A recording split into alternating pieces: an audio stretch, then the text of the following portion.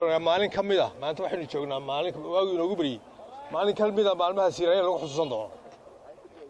maamulka siiraayo maalmo lagu xusuusan doono maalin ka mid ah aynu taagnaa xilliban soo dhow xilliban waxaynu ogeyn dhalinyaro u soo baxday haraad oo biyo u soo baxday soo rawaxay iyagoo wax loo kariyay biyihii la waayey xabad loogu jawaabay waynu ogeyn waa maalin lagu xusuusta maalmaha siiraayo maanta waxaynu taagnahay waagi inoogu bariyay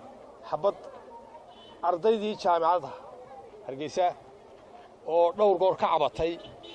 inagoo og xaaladdeena dhaqaale inagoo og xaaladdeena dhaqaale iyo sida aan qofku u qaadi karaynin inta uu qaadi karo ama inta aan u qaadi karin ayaa waxay cabasho ku keeneen ardayda jaamacaddu dhowr goor lagu kordhiyay fiiga waa run jaamacaddu kharash bay u baahan tahay jaamacaddu kharash inta arday laga qaado in ka badan bay u baahan tahay xilkaasi ku musaaran yahay su'aal la'aan ninka cashuurta ku siiyo cashuurta waxa loo bixiyaa in cashuurta shaqo ku barato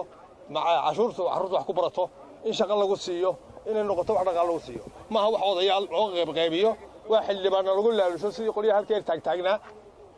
xildhibaan wax lagu laalusho maaha wax korba la kordhista maaha waa in lagu bixiyaa jaamacadaha ardayda dhigata waxbarashada waa in lagu bixiyaa lacagta cashuurta dadka laga qaado gidaar lagu rijeeyo maaha waa in maskaxda dadka lagu dhaqaa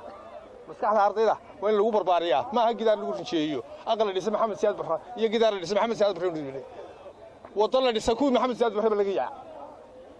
maskaxda dadka in la dhiso ayaa loo baahan yahay carruurta in wax la baraa loo baahan yahay xagee qabanayaan markii kii wax baranaya la yiraahdo waxba laga bixin maayo kii soo baxay ilaa shaqo lagu qabanayo xagee qabtaan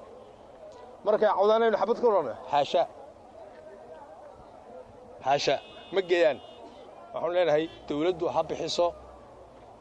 kharashka jaamacadaha tanoo kaliya ma waa inay kharashka jaamacadaha bixisaa waa inay joojisaa wadooyinka iyo gidaarada rijiga marinayso ha ku bixiso dadka lagu naasnuujinayo ha ku bixiso maskaxda bani'aadamka wax la gashado wax hanti wax la geliyo wax dhaqaale la geliyo waxa ugu wanaagsan maskaxda bani'aadamka intaas oo dhalinyaro ah oo wax baranaysay maanta jeelka inaad u gurtaa xaaraan bay ka tahay siirayo xaaraan bay tahay waxa u baahan yahay inaynu maskaxda carruurta dhisno waxaynu hanti hayno inaynu gelino iyaga dhulka kala soo bixi doona markaas assalaamu calaykum